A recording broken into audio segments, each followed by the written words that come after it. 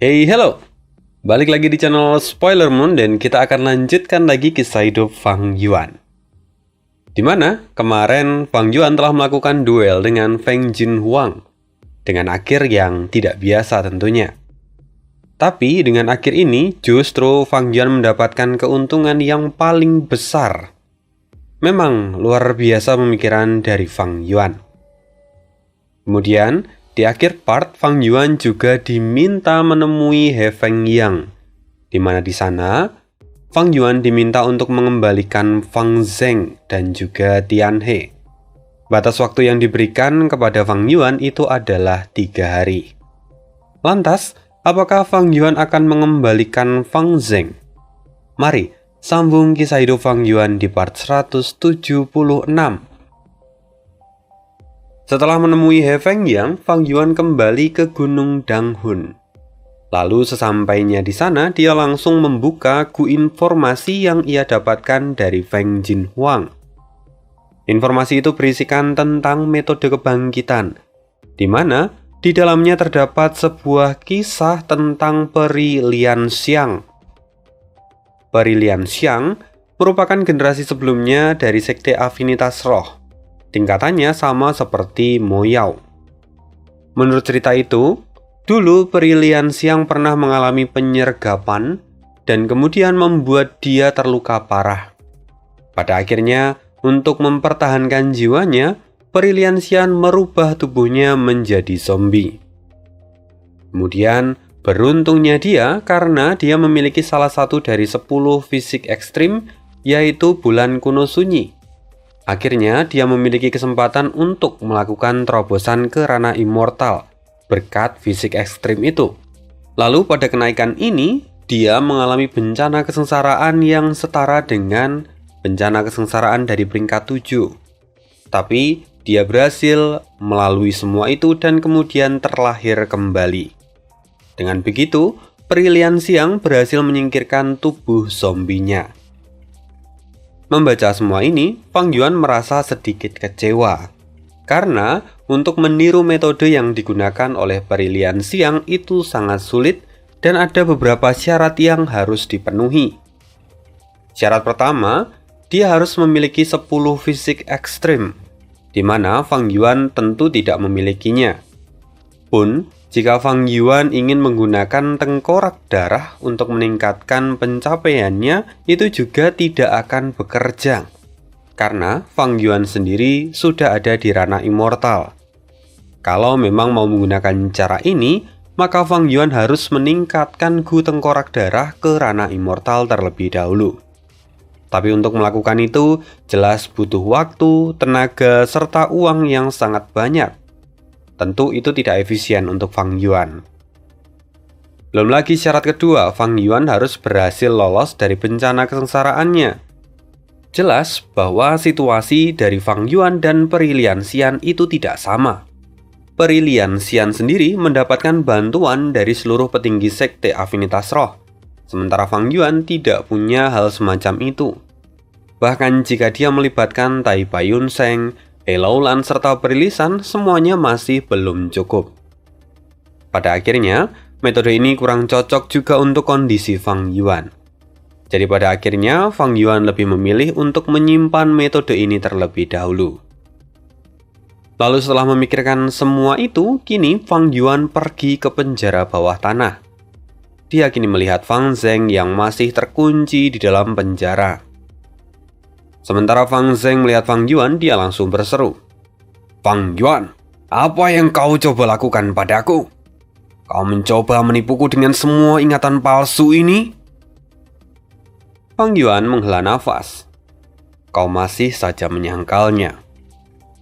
Fang Zheng terus berteriak, "Bahkan jika Sekte Bangau Abadi dan Guru pun terlibat dalam kehancuran Gunung Qianmou, tetap saja itu tidak merubah fakta kalau kau yang telah membunuh paman dan bibi.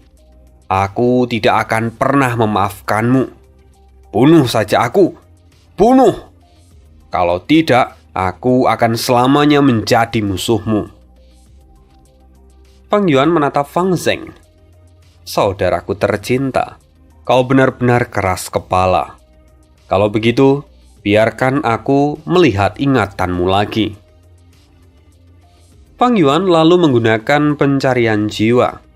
Kali ini Fang Yuan bertujuan untuk mencari tahu alasan kenapa pengadilan surgawi sampai ingin menghabisi Fang Zeng. Karena itu sekarang tubuh Fang Zeng bergetar hebat saat Fang Yuan mulai menyelami ingatannya. Namun sebanyak apapun Fang Yuan mencari, dia tidak menemukan apapun alasan yang cukup untuk membuat pengadilan surgawi ingin menyingkirkan Fang Zeng. Fang Yuan sendiri mulai keheranan. Ada banyak kemungkinan yang terlintas di benaknya. Misalnya, jiwa Fang Zeng telah dimanipulasi, sehingga Fang Yuan tidak dapat melakukan pencarian jiwa pada beberapa ingatannya. Atau misalnya, perintah dari pengadilan surgawi yang mana itu hanya sebuah bohongan. Namun, jika itu memang bohongan, seharusnya tidak mungkin, karena He Feng Yang itu terikat sumpah, dan dia tidak bisa berbohong pada Fang Yuan. Namun meski begitu, Fang Yuan tidak bisa menemukan alasan apapun yang membuat pengadilan surgawi sampai ingin menyingkirkan Fang Zeng. Fang Yuan menghela nafas panjang. Dia tidak punya pilihan lain. Dia juga tidak ingin menyinggung pengadilan surgawi saat ini. Maka, Fang Yuan kemudian menghajar Fang Zeng. Dia membuat Fang Zeng babak belur, dan bahkan dia melakukan beberapa tindakan yang tidak manusiawi. Setelah selesai melakukan semua itu, Fang Yuan mengirimkan pesan pada Tai Baiyunseng agar segera kembali. Lalu setelah 3 hari, Fang Yuan pergi menemui He Feng Yang. Di sana, Fang Yuan melemparkan Fang Zeng seperti melemparkan kantong sampah. Tubuh Fang Zeng benar-benar penuh dengan bekas luka penyiksaan, dan bahkan salah satu tangannya telah diganti dengan kaki anjing. Namun, percobaan yang Fang Yuan lakukan itu sukses, sehingga membuat Fang Zeng bisa menggerakkan kaki anjing itu seperti tangannya sendiri. Ini adalah tindakan yang kejam, dan Fang Zeng jelas akan menanggung malu jika harus hidup seperti ini. Sementara, He Feng Yang tidak mempermasalahkan apa yang telah dilakukan Fang Yuan pada Fang Zeng. Dia bahkan memuji Fang Yuan atas tindakan yang telah ia lakukan. Lalu setelah itu, Fang Yuan berkata pada He Feng Yang, "Sekarang penuhi janjimu." Sebelumnya, He Feng Yang memang berjanji akan memusnahkan Fang Zeng di depan mata Fang Yuan, sesuai dengan perintah dari pengadilan surgawi. Jadi, He Feng Yang tidak ragu sama sekali. Dia mengeluarkan Tianhe dari apertur Fang Zeng, lalu kemudian membakar Fang Zeng dengan api binatang buas miliknya. Dalam sekejap, tubuh Fang Zeng pun akhirnya berubah menjadi debu. Melihat tubuh muridnya itu hancur, Tianhe menjerit dan protes pada He Feng Yang. Namun, He Feng Yang tidak peduli. Ini sudah menjadi keputusan. Setelah itu, He Feng Yang menawari Fang Yuan untuk pergi ke Gunung Fei He, markas besar dari Sekte Bangau Abadi. Melihat ini, Fang Yuan langsung bisa mengerti bahwa Sekte Bangau Abadi saat ini telah gagal berulang kali dalam menghadapi Fang Yuan. Karena itu, sekarang mereka merubah strategi dengan memperlakukan Fang Yuan dengan sangat baik. Lagi pula, nama Fang Yuan saat ini memang sangat terkenal. Pencapaiannya dalam jalur penyempurnaan itu terlalu luar biasa. Dan itu membuat Sekte Bangau Abadi ingin bekerja sama dengannya. Tapi, Fang Yuan segera menolak tawaran ini. Dia enggan memasuki sarang musuh di saat dia masih belum melakukan persiapan. Karena itu, mereka akhirnya berpisah di sana, dan Fang Yuan kembali ke Gunung Danghun. Fang Yuan tampak tersenyum puas ketika memasuki Gunung Danghun. Saat ini, posisinya benar-benar menguntungkan. Meski di atas kertas Fang Yuan adalah anak perusahaan dari Sekte Bangau Abadi, namun setelah duel dengan Feng Jinhuang, dia juga telah memiliki ikatan dengan Sekte Afinitas Roh. Jadi, secara tidak langsung, Fang Yuan telah berdiri di antara kedua sekte kuno. Dan dengan begini, tidak akan ada yang berani macam-macam dengan dirinya di masa depan. Selain itu, kedua sekte akan saling menekan satu sama lain dan menahan satu sama lain. Sehingga itu justru menjadi situasi yang sangat baik untuk Fang Yuan. Yap, pada akhirnya semua ini memang adalah rencana dari Fang Yuan. Bahkan, kegagalan di saat akhir duel dengan Feng Jinhuang itu juga disengaja oleh Fang Yuan. Karena itulah hasilnya bisa berakhir dengan seri, dan Fang Yuan akhirnya bisa mendapatkan kedua keuntungan ini secara bersamaan. Dengan begini, Fang Yuan dapat hidup dengan lebih tenang untuk sementara waktu. Kemudian, tidak lama setelah itu, Tai Baiyunseng akhirnya datang ke Gunung Danghun. Dia segera menjalankan perintah dari Fang Yuan. Setelah menyelesaikan perintah dari Fang Yuan, Tai Baiyunseng langsung pergi lagi, karena dia saat ini harus kembali ke dataran utara. Dia harus menemukan tempat untuk menghadapi bencana duniawi yang akan segera ia alami. Dan setelah mengantar Tai Baiyunseng pergi, Fang Yuan kembali ke penjara bawah tanah untuk melihat keberadaan Fang Zheng. Sebentar, bukannya tadi Fang Zheng sudah mati di tangan He Fengyang? Itu memang benar bahwa Fang Zheng itu telah mati di tangan He Fengyang. Namun kemudian dia dibangkitkan lagi oleh Fang Yuan dengan menggunakan kemampuan Gu manusia kembali milik Tai Baiyunseng.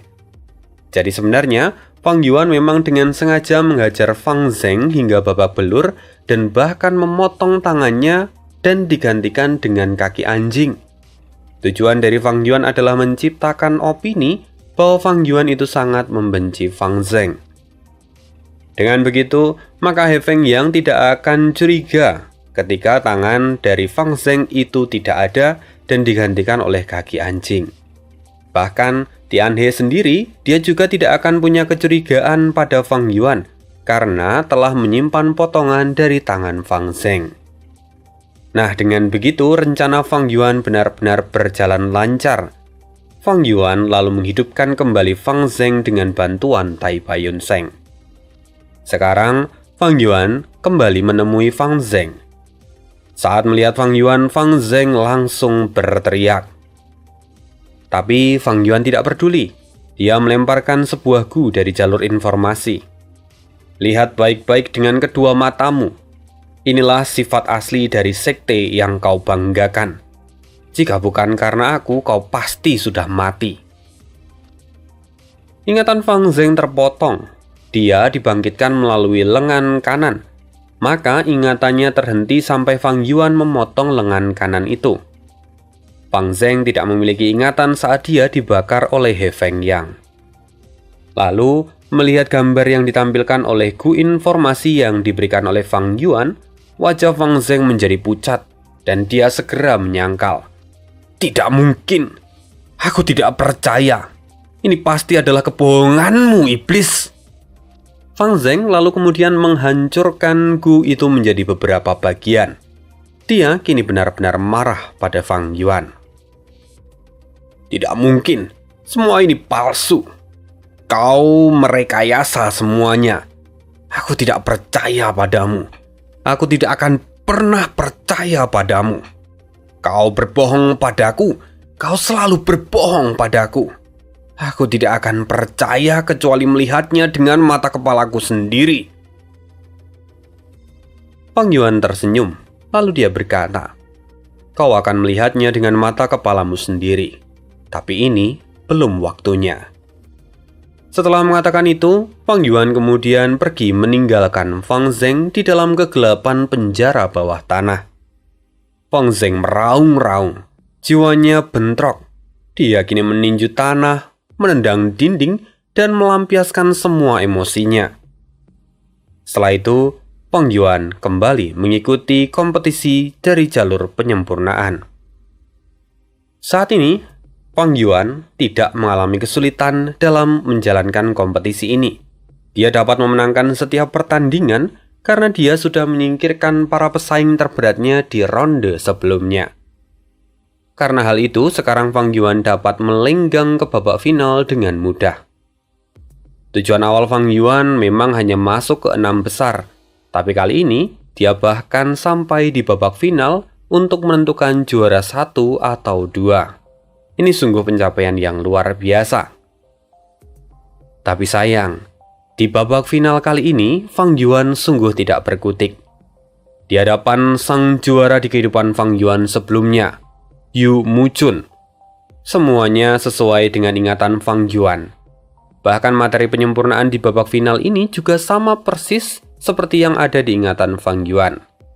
Bahkan jika Fang Yuan sudah banyak berlatih, tapi sayang sekali jarak kemampuan mereka sangat jauh berbeda.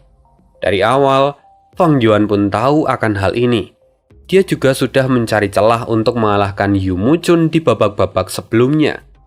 Namun sayang, dalam historinya Yu Muchun tidak mengalami kesulitan apapun. Maka Fang Yuan tidak berani berhadapan langsung dengan Yu Muchun. Dia selalu mencari jalan memutar dan mengalahkan pesaing lain untuk menghindari Yu Muchun. Sampai pada akhirnya di babak final ini, Fang Yuan kalah telak dari Yu Muchun. Dia sudah berusaha semaksimal mungkin, namun Yu Muchun ada di level yang sangat berbeda. Pemahaman dari Yu Muchun sudah sampai di tingkat Grandmaster kuasi hebat. Sementara Fang Yuan yang hanya kuasi Grandmaster tentu kewalahan. Fang Yuan sama sekali tidak punya kesempatan untuk mengejar. Dengan hasil pertandingan kali ini, banyak penonton yang merasa kecewa. Lagi pula, mereka itu cukup mempercayai kemampuan dari Fang Yuan yang telah menyingkirkan begitu banyak peserta yang sebelumnya diunggulkan. Namun rupa-rupanya di babak final ini, Fang Yuan benar-benar ditinggalkan di dalam debu. Sulit dipercaya, bahkan ada beberapa orang yang berpikir, ini sungguh sulit dipercaya. Bahkan ada beberapa orang yang berpikir kalau Yu Muchun itu telah melakukan kecurangan. Sayangnya itu semua tidak terbukti, apalagi kompetisi ini diawasi langsung oleh 10 sekte kuno. Tidak mungkin ada kecurangan di sini. Singkat cerita, kompetisi pun akhirnya berakhir. Fang Yuan menduduki peringkat kedua, sementara Yu Muchun peringkat pertama, dan Feng Jinhuang dia berhasil mendapatkan peringkat ke-6. Ya, mau tidak mau harus diakui bahwa dalam kehidupan ini, Fang Yuan itu justru secara tidak langsung membantu Feng Jinhuang. Karena di kehidupan sebelumnya, pencapaian Feng Jinhuang tidak seperti ini di dalam jalur penyempurnaan. Kompetisi berakhir, dan Fang Yuan kini mendapatkan hadiah tanda dao kesuksesan dan juga ada banyak material abadi. Lalu setelah selesai, Fang Yuan langsung mendapatkan tawaran dari 10 sekte kuno. Mereka semua mengajukan penawaran untuk Fang Yuan. Tentu mereka meminta Fang Yuan untuk menyempurnakan Gu Immortal. Resep dan semua bahan tentu akan disediakan oleh mereka, dan Fang Yuan akan dibayar mahal akan jasanya. Lagi pula sebenarnya yang mereka incar itu adalah tanda dao kesuksesan. Karena dengan itu, penyempurnaan yang Fang Yuan lakukan dijamin 100% sukses. Namun, karena Fang Yuan hanya memiliki satu tanda dao kesuksesan, maka itu hanya bisa digunakan satu kali. Karena itu, sebanyak apapun tawaran yang diberikan, Fang Yuan tidak mau mengambilnya. Dia sudah punya rencana sendiri untuk menyempurnakan Gu perubahan bentuk. Gu ini tentu sangat dibutuhkan Fang Yuan dalam pelariannya di masa depan. Dengan Gu ini, Fang Yuan dapat mengelabui begitu banyak orang yang mengejarnya. Karena hal ini menyangkut nyawa, maka Fang Yuan tidak mau tawar-menawar lagi. Dan setelahnya Fang Yuan pergi ke tanah terberkati bentuk bintang untuk melakukan persiapan. Nah, sampai di sini akan terjadi cerita yang lompat-lompat. Jadi harus bisa diikuti perlahan-lahan mungkin ya. Kita lanjut ceritanya. Di sisi lain, di pegunungan Truyang, seorang manusia berbulu berlarian mengejar seorang pria berjubah dan mengenakan topeng. "Tuan, Tuan, tunggu saya!" teriak manusia berbulu itu. Nama dari manusia berbulu ini adalah Ben Duoyi. Berbeda dengan kebanyakan manusia berbulu, Ben Duoyi memiliki kecerdasan yang luar biasa dan hampir menyamai manusia. Namun, pria berjubah itu dengan cepat menghilang. Pergerakannya sangatlah cepat. Ben Duoyi tampak pucat. Dia tidak bisa mengikuti pria berjubah itu. "Bagaimana mungkin? Tadi Tuan masih terlihat di puncak. Sekarang dia sudah ada di kaki gunung. Apakah Tuhan menggunakan Gu pergerakan? Kata Ben Duoyi. Ben Duoyi kembali berlari. Dia masih enggan untuk menyerah. Karena dia tahu bahwa jika dia melepaskan pria berjubah ini sekarang, maka dia akan kehilangan pria berjubah ini untuk selamanya. Namun sayangnya dalam pelarian itu dia agak ceroboh dan kemudian tersandung batu. Kemudian Ben Duoyi mulai terguling hingga jatuh sampai ke kaki gunung. Tubuhnya sakit semua, tulangnya seakan mau patah. Dia berseru, "Tuan, mohon kasihanilah junior ini. Tolong kembalilah." Ben Duoyi menangis terseduh-seduh. Kemudian tiba-tiba pria berjubah itu muncul di depan Ben Duoyi. Pria berjubah itu adalah Yu Muchun, juara pertama di dalam kompetisi penyempurnaan. "Tuan, akhirnya Anda mau bertemu dengan saya," kata Ben Duoyi yang segera berlutut. Yu Muchun menghela nafas panjang, lalu dia berkata dengan serius, "Ben Duoyi, kita hanya pernah bertemu 1 kali beberapa tahun lalu. Aku juga hanya memberimu beberapa petunjuk, karena itu aku bukan tuanmu. Kita tidak pernah ditakdirkan untuk menjadi guru dan murid."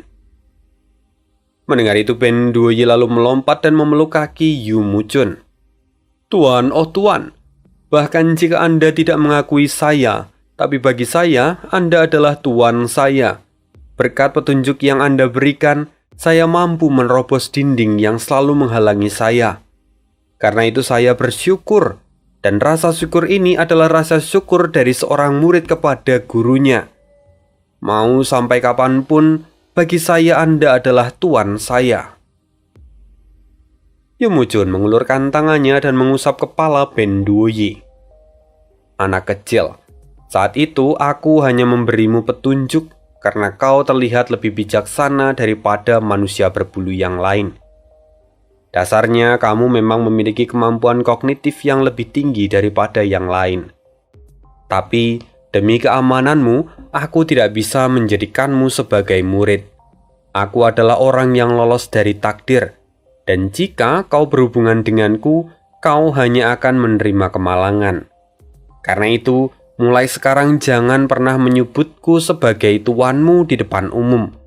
Jangan pernah mengatakan bahwa aku pernah memberimu petunjuk, atau kau hanya akan mati dengan mengerikan. Kau harus benar-benar mengingat apa yang kukatakan hari ini." "Baik, murid mengerti, Tuan," jawab Ben Duoyi. Yu Muchun mendengus. Dia tahu bahwa Ben Duoyi tidak mengerti apa yang dia bicarakan. Melihat ekspresi dari Yu Muchun, Ben Duoyi dengan segera merubah kata-katanya. "Baik, saya akan mengingatnya. Tapi Tuan, tolong terima saya.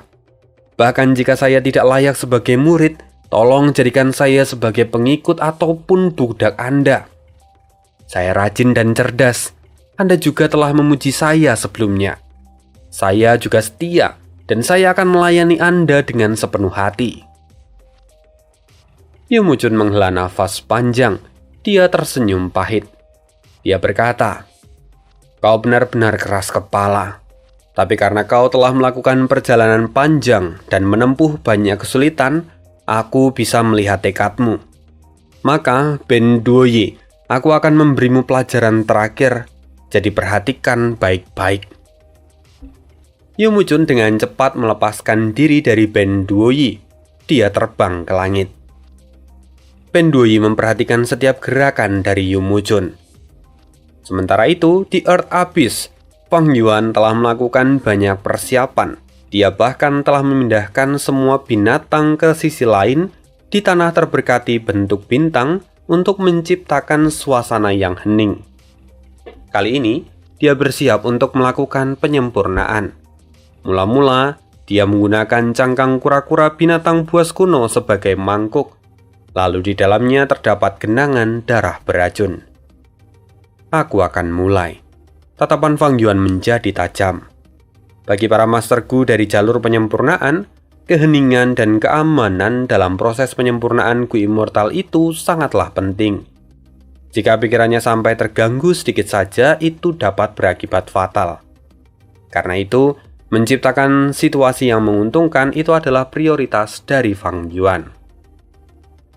Bahkan jika saat ini Fang Yuan memiliki tanda dao kesuksesan, dia tidak bisa membuatnya secara sembarangan. Karena tanda dao kesuksesan hanya menjamin keberhasilan dari dalam langkah yang benar. Maka, ketika ada langkah yang tidak benar, kegagalan pun masih mungkin terjadi.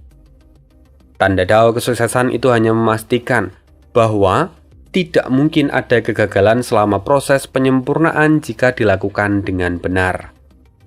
Pada umumnya, penyempurnaan itu bisa saja mengalami kegagalan di dalam proses penyempurnaan. Itu bisa terjadi meski telah melalui langkah-langkah yang benar. Hal ini sangat mungkin terjadi, sama seperti yang sudah dialami Fang Yuan sebelumnya. Memang agak sulit untuk memahami semua ini, tapi cobalah untuk dipahami.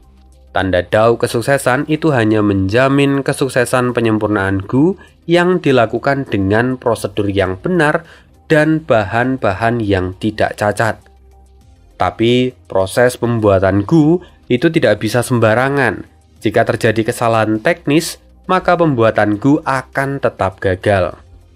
Karena itu sebelumnya, Fang Yuan memerlukan waktu lebih dari setengah hari untuk mengkondisikan pikiran dan tubuhnya sebelum dia memulai penyempurnaan. Setelah semuanya siap, Fang Yuan pun akhirnya memulai penyempurnaannya. Sementara di pegunungan Truyang saat ini, Ben Duoyi melihat Yu Muchun dengan wajah terkejut. Bagaimanapun, sebelumnya dia berpikir akan mendapatkan pelajaran terakhir dari Yu Muchun dalam bentuk teknik ataupun gerakan pembunuh.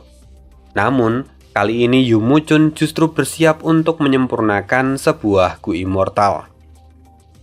Ben Duoyi, ini adalah pelajaran terakhir yang bisa aku berikan padamu. Buka matamu, jangan lewatkan satu adegan pun. Sebanyak apa yang bisa kau pelajari itu akan bergantung pada dirimu sendiri. Aku akan menyempurnakan Gu immortal sekarang, kata Yu Muchun. Mendengar ini, jantung Ben Duoyi berdebar. Dia tahu bahwa penyempurnaan Gu abadi harus dilakukan di tempat dan waktu yang tepat. Tidak boleh ada gangguan sedikit pun. Namun kali ini, Yu Muchun menentang semua pemahaman dasar itu.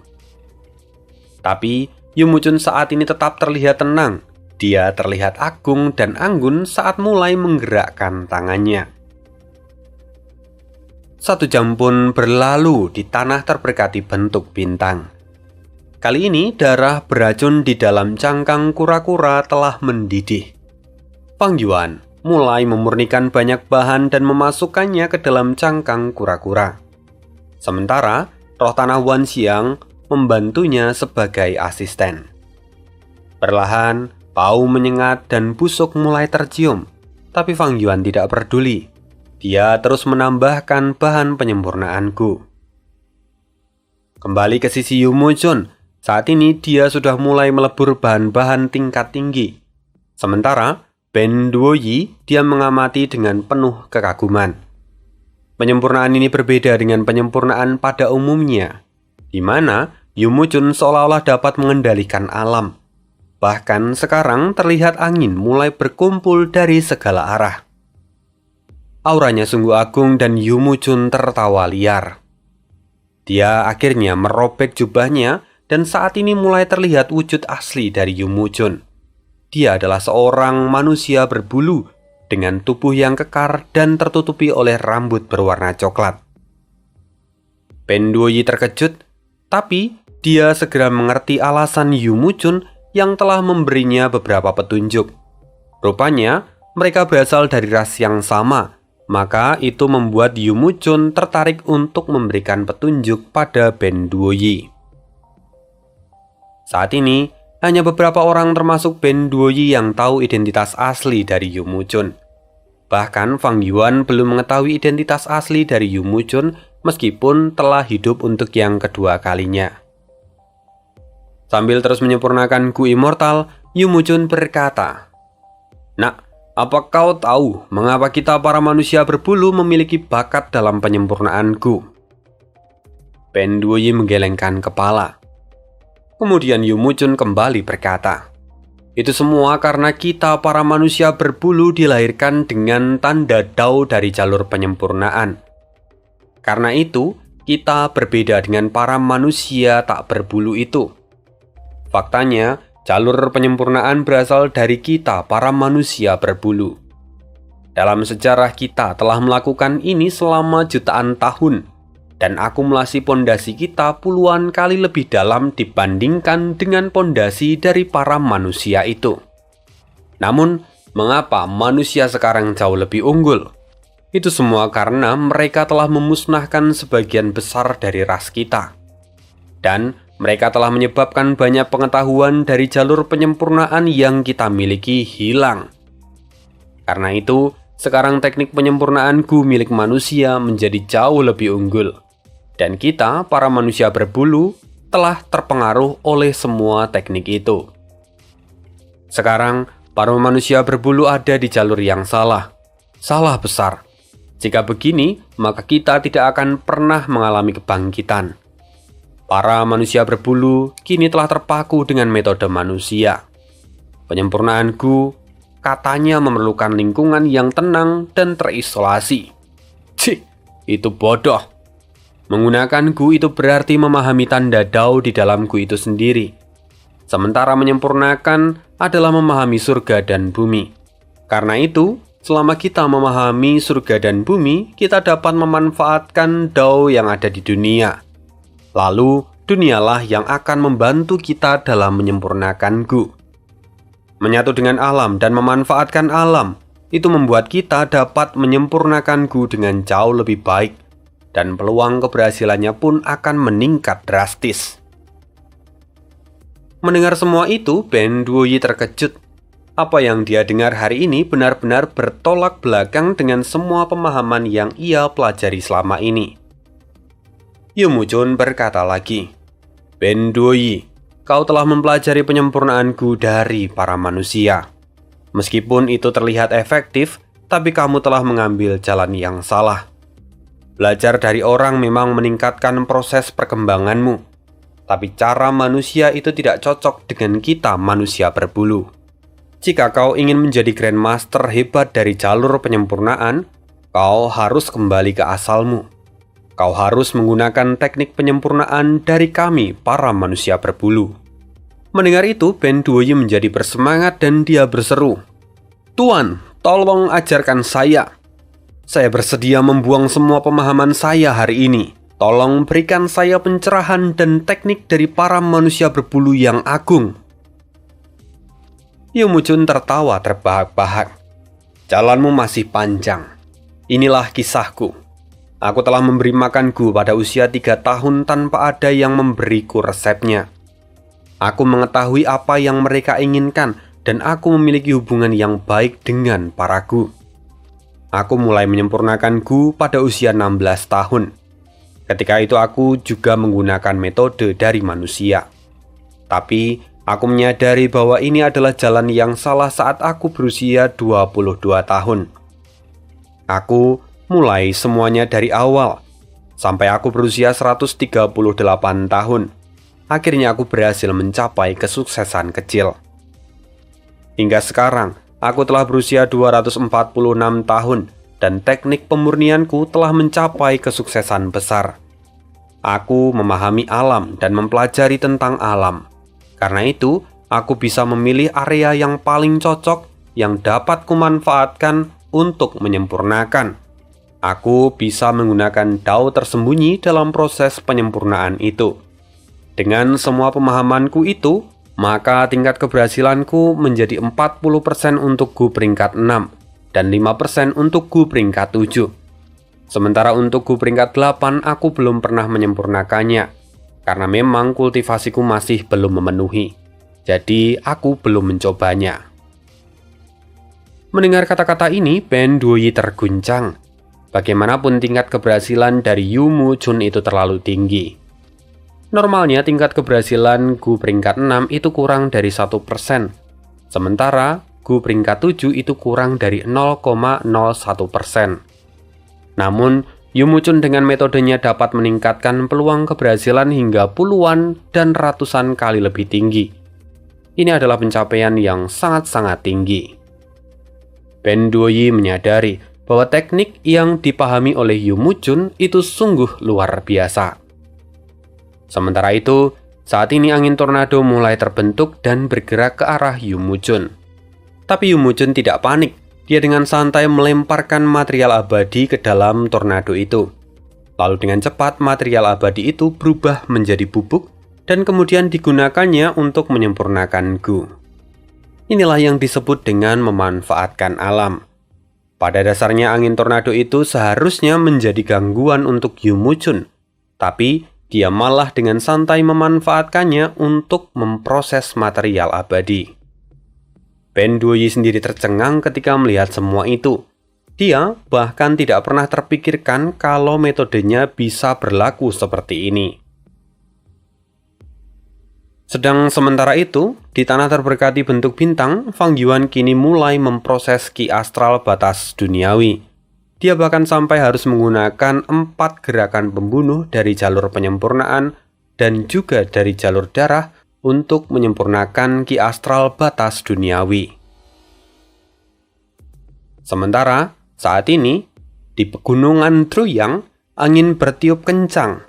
Kini ada 6 tornado yang bergerak ke puncak gunung, tepat ke arah Yumuchun berada. Lalu, ke-6 tornado itu menyatu menjadi tornado yang jauh lebih besar. Namun Yumuchun tidak khawatir sedikit pun. Dia malah dengan santai melemparkan sebuah mutiara kecil ke dalam tornado besar itu. Mutiara itu ditelan. Lalu perlahan-lahan sesuatu yang aneh mulai terjadi. Kecepatan dari tornado itu mulai merambat, seolah-olah dia diserap oleh mutiara kecil yang tadi. Ben Duoyi terkejut dan berseru, "Mutiara ki astral batas dunia?" Mendengar itu, Yumuchun memuji. "Sepertinya pengetahuanmu cukup luas. Inilah pemurnian dari mutiara ki astral batas dunia. Proses ini tidaklah mudah. Salah satu cara yang bisa digunakan adalah dengan melahap tornado yang besar seperti ini." Pada dasarnya, ki astral batas dunia itu adalah materi abadi yang sulit untuk diproses. Ben Duoyi sendiri sadar bahwa kalau itu dia, maka dia perlu puluhan tahun hanya untuk memurnikan satu ki astral batas dunia. Sementara di sisi lain, Fang Yuan sendiri tadi memerlukan 4 gerakan pembunuh untuk memurnikan sebuah ki astral batas dunia. Tapi di sini, Yumuchun telah memurnikan mutiara ki astral batas dunia. Apa bedanya? Ini jelas berbeda, karena mutiara ki astral batas dunia itu tingkatannya jauh lebih tinggi. Di mana mutiara ki astral batas dunia itu terbentuk dari kumpulan ki astral batas dunia dalam jumlah yang besar. Dari sini dapat dilihat perbedaan besar antara Fang Yuan dan Yumuchun, di mana Fang Yuan bersusah payah untuk menyempurnakan satu ki astral batas dunia, sementara Yumuchun dapat menyempurnakan mutiara ki astral batas dunia, yang merupakan kumpulan dari ki astral batas dunia. Ini memang luar biasa, dan saat ini penyempurnaan masih terus berlanjut. Namun tiba-tiba, pegunungan Truyang mulai berguncang dan awan pun mulai menjadi gelap. "Apa yang terjadi?" kata Ben Duoyi yang mulai ketakutan. Kemudian, perlahan-lahan mulai banyak cahaya yang bermunculan di sekitar Ben Duoyi. "Ini?" Ben Duoyi terkejut. Semua yang ada di sana itu adalah kumpulan tanda dao. Ada banyak sekali, mulai dari tanda dao dari jalur api, air, tanah, kayu, cahaya, dan bahkan tanda dao dari jalur aturan. Semua tanda dao itu kini mulai berkumpul dan membentuk ular piton petir yang sangat besar. Ini adalah salah satu gerakan pembunuh legendaris dari jalur penyempurnaan. Kemudian, segera tornado yang tak terhitung jumlahnya juga mulai bermunculan dan bergerak menjadi satu. Sementara ular piton petir kini melilit puncak gunung Truyang. Segera energi kilangi dan bumi pun meledak di mana-mana. "Tuan, apa yang terjadi? Sepertinya situasi ini seperti kesengsaraan surgawi dan bencana duniawi," teriak Ben Duoyi. Namun, Yumuchun tampak dengan santai menjawab, "Benar, ini adalah masalah yang kecil." Sementara itu, di tanah terberkati bentuk bintang, Fang Yuan tampak penuh dengan luka. Wajahnya pun masam. Dia telah menyempurnakan Gu ini selama 3 hari 3 malam di dalam waktu tanah terberkati bentuk bintang. Namun, dia telah melewati langkah tersulit. Kini, dia hanya perlu menyelesaikan langkah terakhirnya. "Wan Xiang, lemparkan para tawanan itu," kata Fang Yuan. Segera roh tanah melemparkan sejumlah besar varian manusia, baik itu manusia berbulu, manusia salju, manusia tinta, manusia telur, manusia duyung, manusia batu, dan yang lainnya ke dalam cangkang kura-kura yang bentuknya sudah seperti kuali raksasa. "Lebih banyak lagi, tambahkan lebih banyak lagi," kata Fang Yuan. Para varian manusia itu mulai menjerit kesakitan saat mereka mulai meleleh di dalam genangan darah yang mendidih. Mereka semua mengutuk Fang Yuan, baik hidup atau mati. Tapi Fang Yuan tertawa keras, dan waktu terus berlalu. Sampai pada akhirnya genangan darah itu pun perlahan menyusut. Fang Yuan akhirnya telah menyelesaikan keseluruhan prosesnya. Fang Yuan kini maju. Dia mengambil sebuah gu di tengah-tengah kuali cangkang kura-kura itu. Akhirnya berhasil. Inilah gu immortal perubahan bentuk.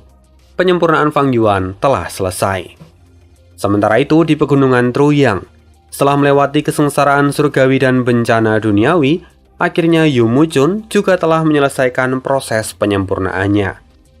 Yumuchun tampak puas dan dia segera menyimpan gu immortal yang ia buat. Yumuchun kemudian mengeluarkan gu dari jalur informasi dan melemparkannya ke arah Ben Duoyi. "Nak, itu adalah warisan dari jalur penyempurnaanku. Aku berikan padamu, kau bisa mempelajarinya. Tapi jika kau belum menerobos ke ranah immortal, maka jangan sekali-kali kau menggunakannya, karena metode ini akan menarik perhatian kesengsaraan surgawi dan bencana duniawi." Lalu setelah mengatakan itu, Yumuchun terbang meninggalkan tempat itu. Tubuh Ben Duoyi bergetar, matanya tampak berbinar ketika melihat apa yang ada di tangannya. Lalu dia berseru, "Tuan tidak perlu khawatir, saya tidak akan menyia-nyiakan warisan ini." Akhirnya, penyempurnaan dari Yumuchun dan Fang Yuan telah selesai, dan itu menjadi akhir dari part kali ini.